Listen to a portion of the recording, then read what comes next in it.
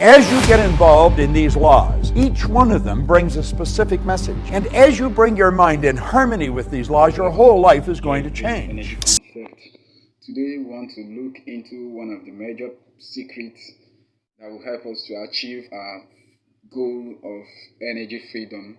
And the secrets we are talking about is before us, with us, and within us. This secret is want to unite the 7 laws of nature and free energy creation system. So we want to see how we can synchronize these two in achieving this goal, because all that has been done in the past has been inspired by this law. The laws we are talking about is the motivation, is the bedrock of our civilization. The greats we talk about today, Nikola Tesla and other great minds, they lived and interacted with nature. Isaac Newton, Faraday's, all of them once had a close interaction with their age and nature, through which they were able to bring out all that we have been enjoying today. So in our quest to developing or expanding what they've done using the technology within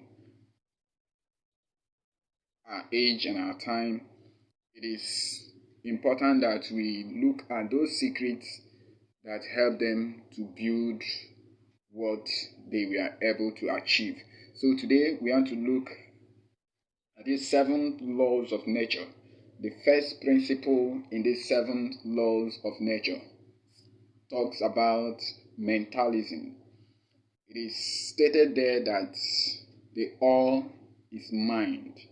That means everything you are seeing in creation today is a product of a mindset. The universe is a product of the mindset, the mind of God. And whatsoever we see in our physical world today, the structures, the cities, the railway, the planes that flies, all those things are the product of a particular mindset. Without the mind, those things we are seeing and the things we are enjoying today, the handsets and the communication equipments, the transportation system, the maglev trains, the lift, and everything you are seeing today and enjoying is a product of the mindset.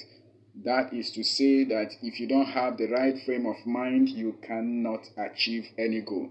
Believe you me, when you have a clear picture of where you're going and you designed this in your mind and believe you can achieve it, it is all yours. No matter the time frame, one thing is that if you just believe, the process will take time, but every goal is achievable. That is it for the mental aspect of this principle. Then the second principle we are looking at today is the principle of correspondence, which said, as above, so below. That means whatsoever you're seeing in nature is also within us. The nature, the universe, everything in creation is in each and every one of us. That means if you want to understand the universe, study yourself. If you want to understand yourself, study the universe. That means if you want to create an energy system that is self-sustaining, you have to understand the way nature does its own. That means the water cycle that we have been enjoying does not go dry. The air we breathe, the heat energy, the heat radiation from the solar system and everything. Nature has a way of recycling this energy, so that as the law of correspondence will help us to achieve this goal. When we believe and look into this from this direction, we can achieve all we want if we can copy it from nature. All we need is just copy and paste what is in nature. So just like the respiratory system of the human organ, you breathe in oxygen and you breathe out carbon dioxide. The carbon dioxide sustains the plants, where the oxygen, which is the byproduct from plants, sustain life. That is how nature shapes itself. So when we can design this energy system so that the output from the load now is refurbished in a way as to furnish the source of the power, it is very, very easy for us to have a self-sustaining energy system using this law of correspondence. From this diagram, applying the law of correspondence to it, we can see this is an EMF source, which shows the direction of current flow, the electron flow, and that of back EMF. And in this diagram, we still have this is a modified circuit, the triggering unit of our pulse motor that has been modified. Now coming to look at this with the law of correspondence in mind, energy flows from the negative through the circuit down to the positive, and there is a conventional flow of charge from the load or from the positive to the negative, which opposes itself. That means if we can create a pathway through which these two energy can be harnessed, then it is easy for us to keep this energy flowing back to the system in a way whereby it is refurbished to now sustain the source that is producing this energy. And that is what we are trying to explain here.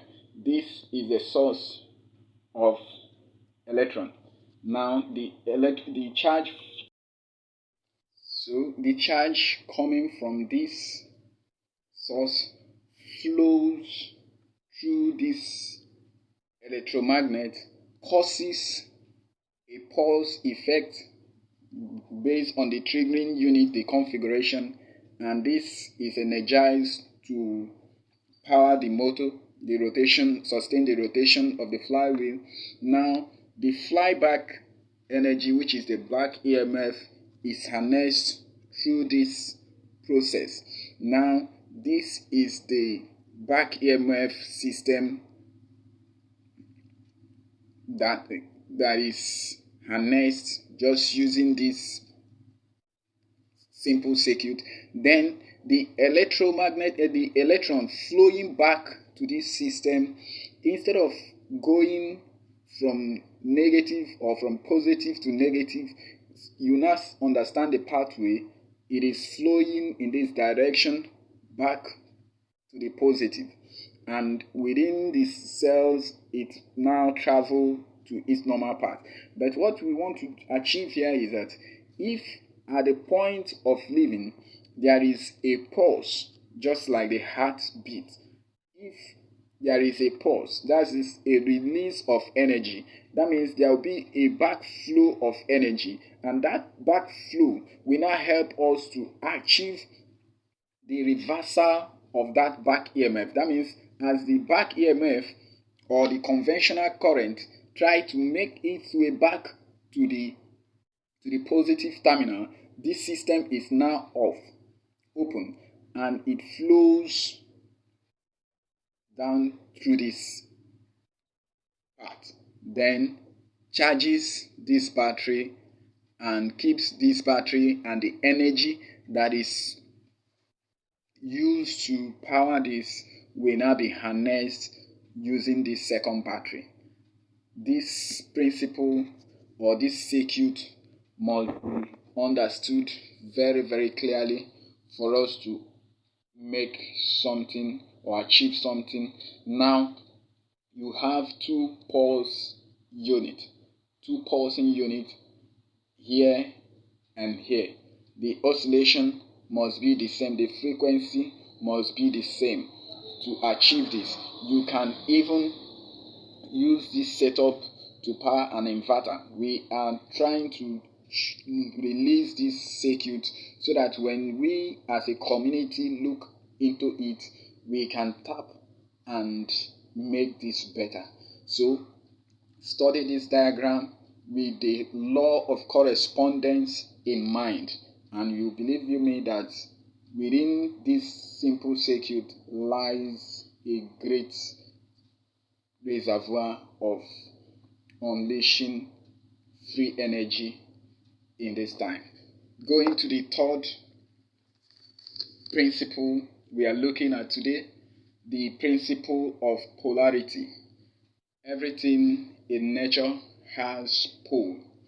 We talk about the negative and the positive. In your electromagnetic system, we talk about the north and the south poles. So, just like we are talking about the conventional current flow and the electron flow, everything in nature has poles. They are polarized. And when we look at it from this point, we will understand that there is a dual nature to each thing, to everything in creation. That means for you to design something, you must keep in mind that the other pole, the other side of it must be taken care of. You don't just design an automobile system without considering the effect of the waste coming from the exhaust. That is part of it. So when we are considering this, it means that when you are designing any system with the mindset of creating a self-sustained system, the negative charge of coming from that setup must be harnessed. You must bear it in mind that is negative and positive to every energy that is flowing. And if you can harness the negative side of the energy, believe you me, there is nothing stopping you. So in nature, everything has pole.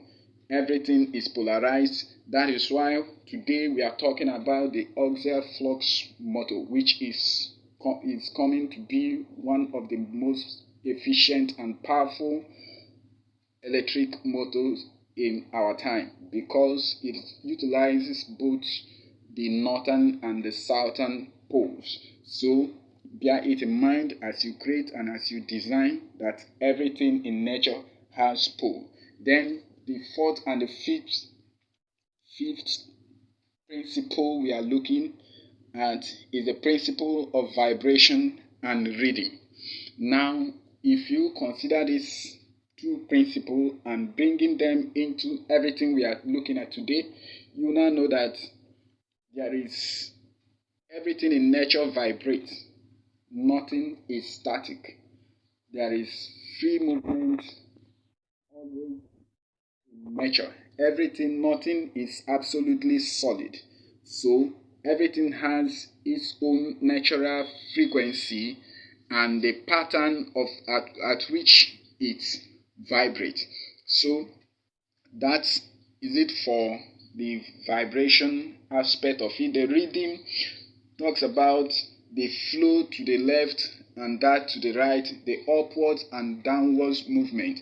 When you look at it, bringing it to the natural laws and the natural effect of this, we talk about how do we now utilize this in energy creation.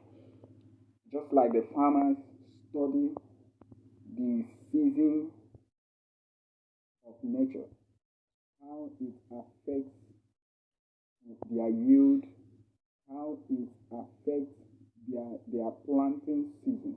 That means they study the nature so that they know when to plant and when to harvest. If you try to alternate it using the harvesting period as the planting season, you know you will lose your crops, and by so doing you would not have enough to start up the season again. And that is what is affecting us in our quest to creating free energy system, because in all these things there are frequencies at which most of these things operate. You cannot go against the natural frequency and expect to achieve energy freedom. Just like you design your water wheel to flow with the current of the river. You don't just place it across and expect the system to generate energy freely. No, it doesn't work that way. Instead, all your input and your effort will be in vain. So when you understand the pattern of flow, when you understand the rhythm at which all these things move, vibrate, then we now know when to start and when to apply our own power, the source, when to trigger the source and when to connect the tap from the energy input. Just like what we have explained here, energy flows from this source to the load and coming back from load to the source. That means we have to time when this energy is coming from the source down here and when that of the load is coming back to the source. If we can get this, the load is producing something while this reactive power is coming back to disrupt or produce heat that limits the efficiency of this system. So if we can time it well, know when to apply, just like the reactive charge collector of the pulse motor system. You know when the trigger, the electron is energized and when the back EMF is coming back and is rectified to a particular source. The same way we can apply that same principle to know when this energy is leaving and when it is coming back. If we can harness it, you believe me that this system will be self-sustained. You get the energy from the source and that coming back to the source. That is when we deeply understand the relationship between vibration and rhythm.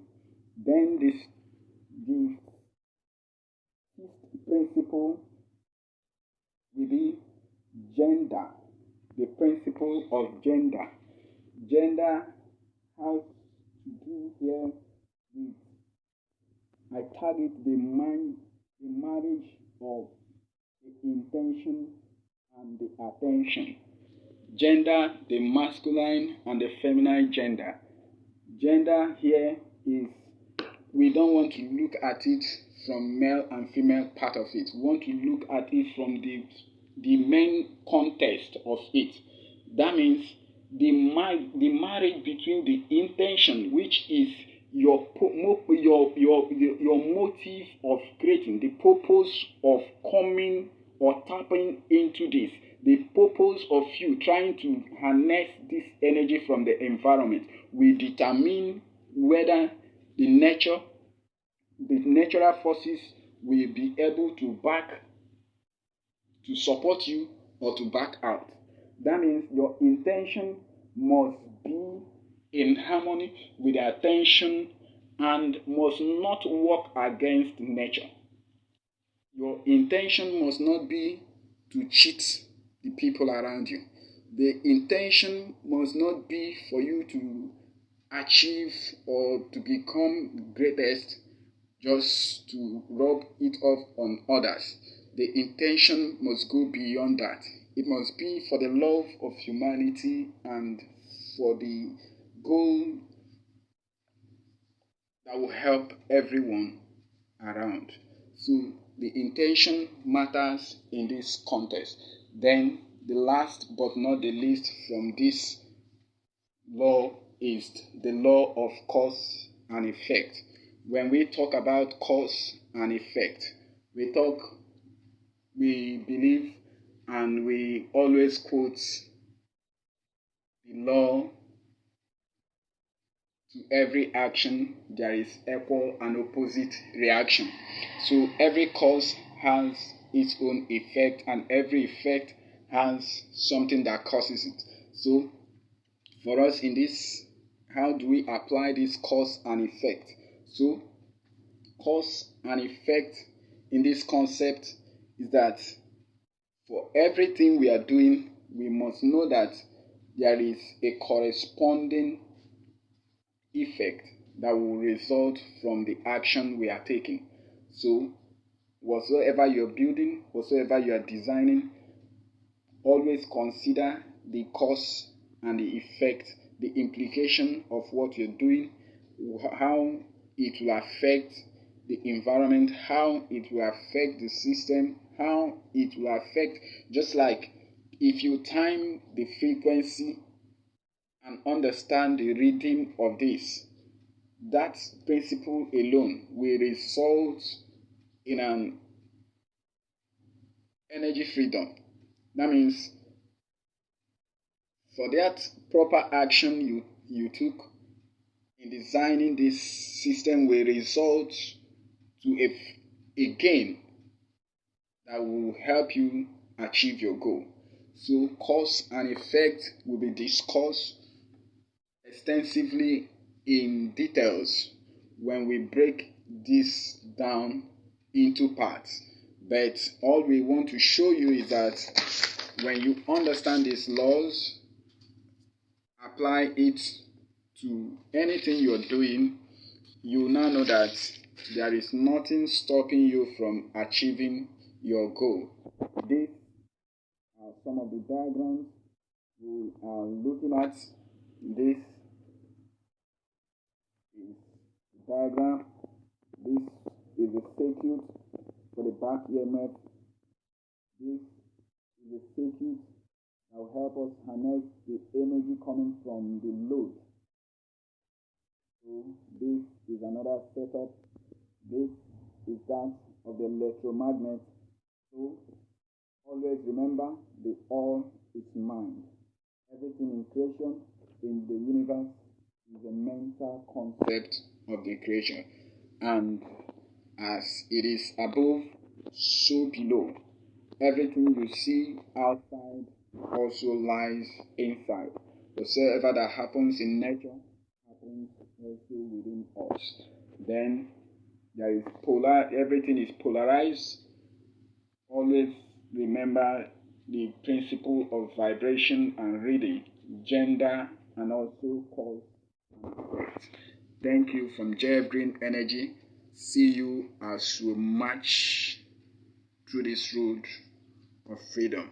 Make sure you subscribe, follow us. We are building a community that will help unleash what is hidden inside all of us. And the next generation will look back and say, thank you for this great work. Keep on believing, as we all believe that whatsoever the mind can conceive and believe, the mind can achieve. See you in our next video.